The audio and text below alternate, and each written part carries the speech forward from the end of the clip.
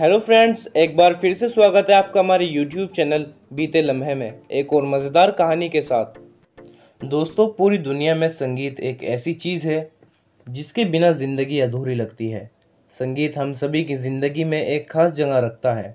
कभी कोई जश्न का मौका हो, किसी से प्यार का इजहार करना हो या कोई उदासी हो या डिप्रेशन हो, सभी जगह संगीत का ही इस्तेमाल होता है। और अपने मूड के हिसाब से अपनी पसंद का संगीत सुनने पर हमारा दिल दिमाग को शांति और सुकून मिलता है।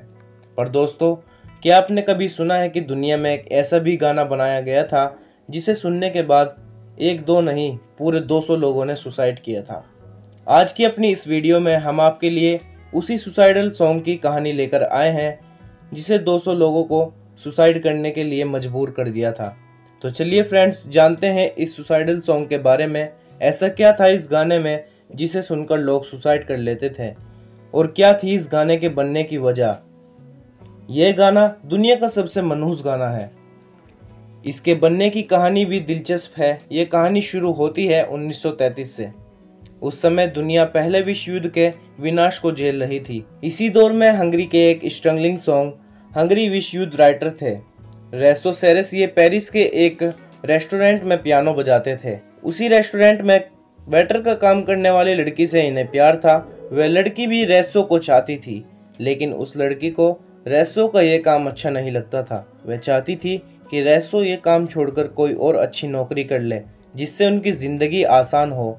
दोनों में इस बात को लेकर कई बार झगड़ा हुआ, पर रेसो अपना काम छोड़ने को राजी नहीं हुए क्योंकि वे पहले ही बेरोजगारी की मार झेल रहे थे। इसी बात को लेकर उस लड़की ने रेसो से रिश्ता तोड़ लिया। अपने रिश्ते टूटने से रेसो बहुत परेशान हो गए। अपनी गर्लफ्रेंड इस तरह से उन्हें छोड़कर जाना रेसो बर्दाश्त नहीं कर पा रहे थे।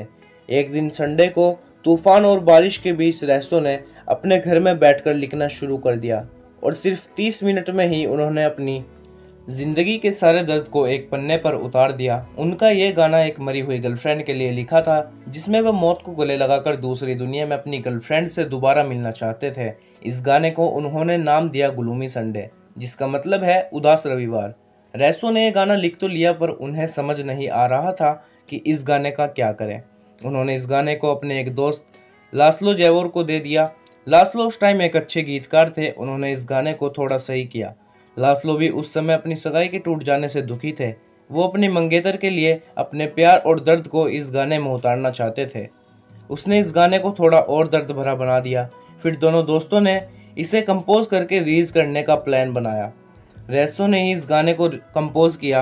गाना तैयार होने के बाद इसे कोई पब्लिशर ही नहीं मिला। ज़्यादातर पब्लिशर ने तो ये कहते हुए गाना नहीं खरीदा कि ये सुनने में बेहद डिप्रेसिंग है। इस गाने को सुनकर पहली मौत उस पब्लिशर की हुई। उसने गाना खरीदने से तो मना कर दिया था, पर कुछ टाइम बाद उसने आत्महत्या कर ली। काफ़ी दिनों तक इसे कोई खरीदार नहीं मिला। आखिरकार 1933 में सीट म्यूजिक ने इस गाने की पहली रिकॉर्डिंग मार्केट में उतारी। गाना मार्केट में आते ही सुसाइड के केस आने लगे। 1936 में टाइम मैगजीन में छपी एक रिपोर्ट के मुताबिक 1933 से 1935 के बीच 17 से 18 सुसाइड के केस ही आए थे। सुसाइड के ज़्यादा मामले इस गाने की रिलीज़ के 3 साल बाद 1936 से स्टार्ट हुए, जब ये गाना दुनिया भर में कई भाषाओं में रिलीज़ हुआ। सबसे ज़्यादा सुसाइड के मामले हंगरी से ही सामने आए। जैसे जैसे ये गाना पॉपुलर होता चला गया, सुसाइड के मामले भी बढ़ते चले गए। उस टाइम हंगरी दुनिया में सुसाइड के मामले में 11वें नंबर पर आ गया था। रेसो ने यह गाना अपनी गर्लफ्रेंड के लिए लिखा था। जब ये गाना पॉपुलर हुआ तो रेसो ने अपनी गर्लफ्रेंड से अपना रिश्ता सुधारने की कोशिश की। जब वे अपनी गर्लफ्रेंड से मिलने गए तो पता चला कि उस लड़की ने वही गाना सुनकर सुसाइड कर लिया। उस लड़की के पास इस गाने की रिकॉर्डिंग मिली थी, और उनकी लाश के पास मिले एक नोट में इसी गाने के बोल लिखे हुए थे। रेसो के दोस्त लास्लो जेवर और उनकी एक्स मंगेतर ने भी इस गाने को सुनकर ही सुसाइड किया, और इस गाने की रिलीज के 36 साल बाद इसे बनाने वाले रेसो ने भी सुसाइड कर लिया। इन सब सुसाइड से इस गाने को जोड़ने की वजह यह थी, जिन लोगों ने भी सुसाइड किया उन सब के सुसाइड नोट में ग्लूमी संडे के बोल लिखे हुए थे, या उनके पास इसकी रिकॉर्डिंग थी, और सुसाइड करने वाले ज़्यादातर लोगों के घरों में रिकॉर्ड करने वाले ग्लूमी संडे बज रहा था। दरअसल इस गाने को बेहद उदासी और निराश भरे शब्दों में लिखा गया था। इस गाने के बोल जिंदगी को बेकार और मौत को जिंदगी से बेहतर बताते हैं। इस पूरे गाने में सिर्फ मरने के बारे में ही लिखा गया था। इसे बहुत ही दुख भरे अंदाज में गाया गया था, जिसे सुनने वालों को मौत जिंदगी से बेहतर लगने लगी थी। इसके बाद बढ़ते हुए सुसाइड के मामलों में इस गाने पर बैन लगा दिया गया और यह बैन 63 साल तक रहा। सन 2002 में इस गाने से बैन हटाया गया।